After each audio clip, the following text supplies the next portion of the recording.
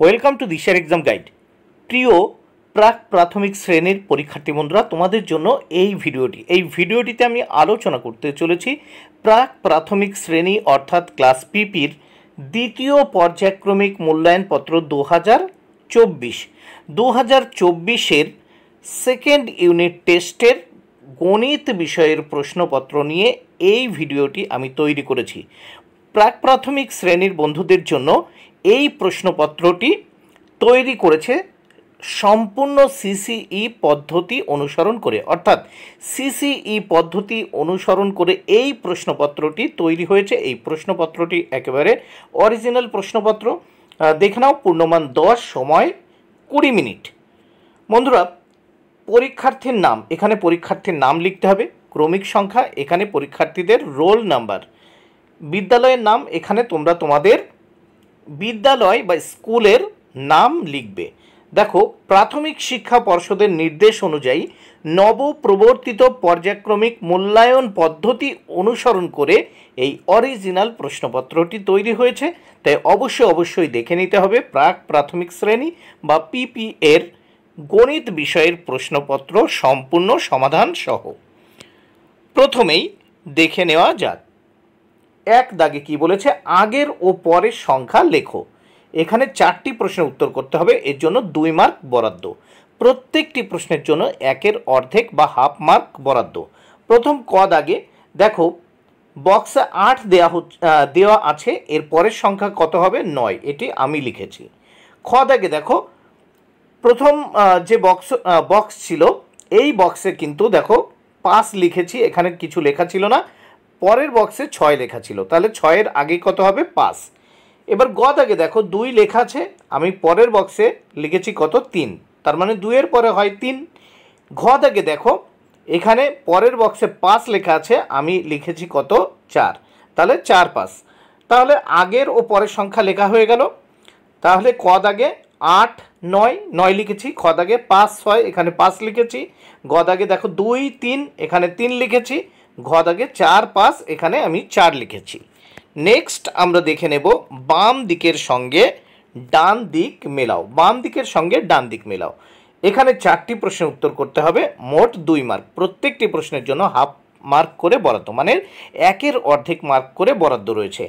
দেখো, এই বাম দিকে আমরা দেখতে পাচ্ছি সব বাংলায় সংখ্যা লেখা, আর ডান দিকে দেখতে পাচ্ছি ইংরেজিতে সংখ্যা লেখা।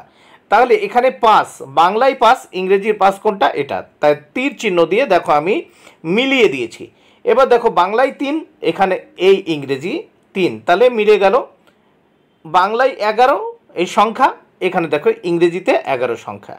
দেখো 16 বাংলায়, এখানে ইংরেজিতে 16। তাহলে তোমরা দেখে নিলে 5 বাংলার 5, এই ইংরেজির 5। বাংলা 3, ইংরেজির 3, মানে 3। বাংলার 11, ইংরেজির সংখ্যা 11। দেখো, বাংলায় সংখ্যা 16, ইংরেজির সংখ্যা এই 16।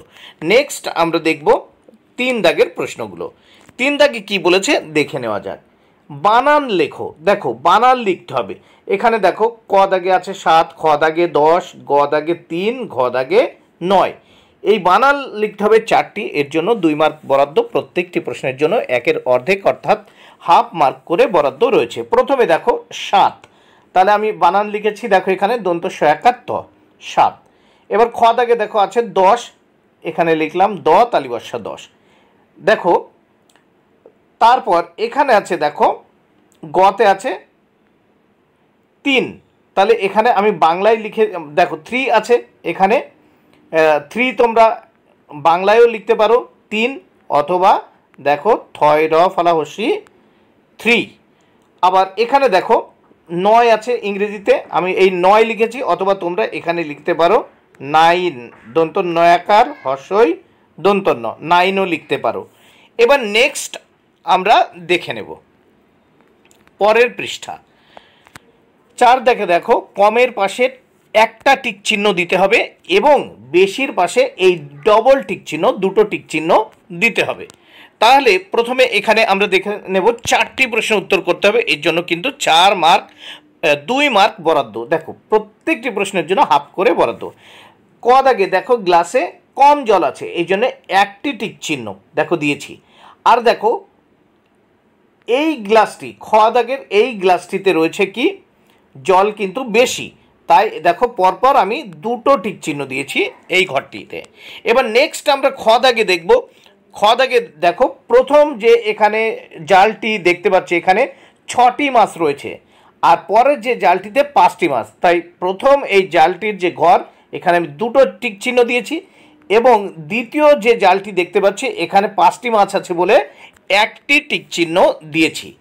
এবার নেক্সট আমরা দেখব 5 দাগে। 5 দাগে কি বলেছে দেখে নেওয়া যাক।